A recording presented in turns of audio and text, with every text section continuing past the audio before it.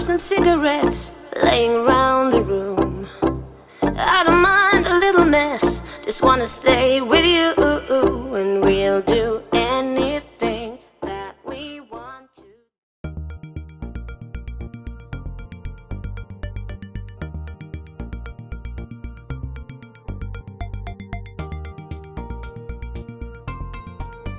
Alright, so the first thing I did was to make sure I put on some gloves. Ain't nobody wanna look like they murdered someone.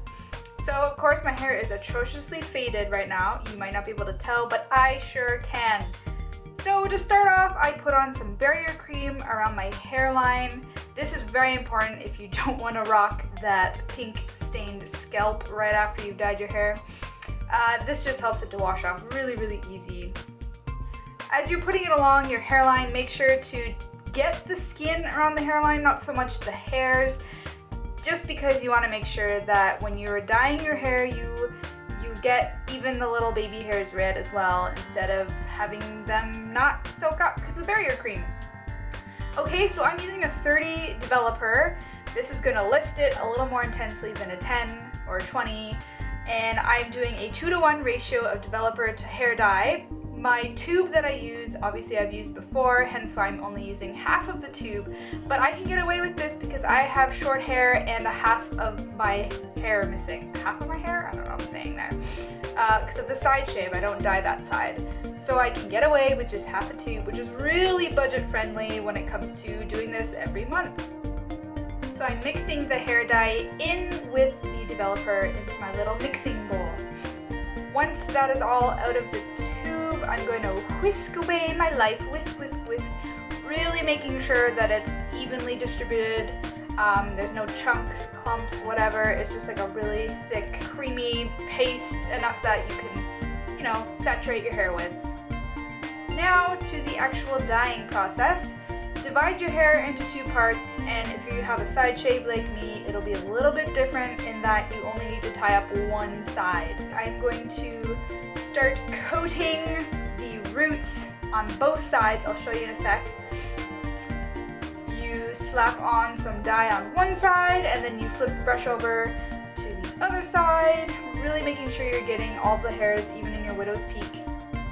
And yeah, just make sure you're really thorough, because especially at the top part here, this is going to be most noticeable, especially when you put your hair like this for like braids or something. So when you've done a strip, you take the back of the brush, flip or draw a line again, flip it over, and do the exact same thing. So you're going to be repeating this for your whole head pretty much. I decided to move the hair away from my side part instead of starting at the side part and flipping over, only because I'm trying to be as precise as possible. I do not want to get red on my side part. To me, it just looks weird, so that is why I'm trying hard. There's a mirror to my right, which is why I keep leaving the screen. The camera lens viewfinder is really hard to just dye your hair in front of just looking off of that. So you'll see me go to the side a few times, and that's only because I'm looking in the mirror.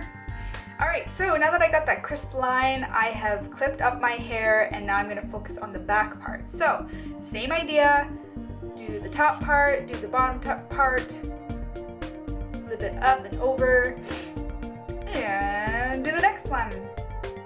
Trust me, this is a really good arm workout, especially for your shoulders. So if you have just done arm day, shoulder day, chest day, back day, whatever kind of workout day, might be struggling just a little bit, okay?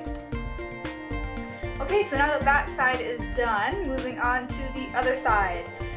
I'm just kind of going to town on my front hairs, my baby hairs. Oh, I have had it a few times where I've actually missed the baby hairs, and it just looks so odd. So please make sure that you get all of your hairs saturated in your dye. Again, using the same method, slapping the paint or the dye on one side and flipping it over, slapping it on the other side. This time, I'm actually flipping my hair over to the side that's already done.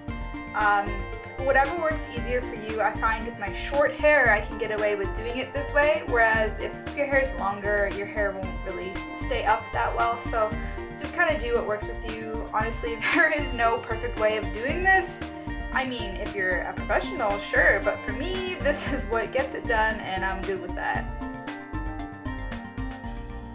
Alright, next part. We are going to dye the body of the hair. So I'm using a magenta and a red, semi-permanent hair colors. I'm putting about like a quarter size in each. Again, I'm not using too much because I only have 3/4 of my head to fill up with this. And the ratio is totally up to you. I use more magenta than red because I like the pink color when it fades versus the orange red. So mixing the color is totally up to you. The semi-permanent isn't going to harm your hair as much as the stuff you use to dye your hair from dark to red. So this is okay. I do throw in a 10 developer because it helps mix it a little better, makes it creamy, makes it easy to spread. Some people I've heard actually use conditioners, so totally research that if that's something you'd like to look into rather than using the developer. Again, I'm not a professional. This is what has been working for me, and I'm just going to continue to do it until I figure out a better solution. So keep mixing until it is about this kind of consistency. And there's no real rhyme or reason with my short hair of how to do this. I just flip my hair over to one side and start from the bottom to the top. Basically, load up your brush with some of the paste, put your hand behind the strip of hair, about like an inch width of hair you've grabbed, and put your hand behind it, throw on some paste, and just massage it in with your hands. Make sure that the strip of hair is saturated. You will know what I mean when you do it. It just feels like it has a lot of dye in it, I guess. And you're going to repeat this throughout your whole head.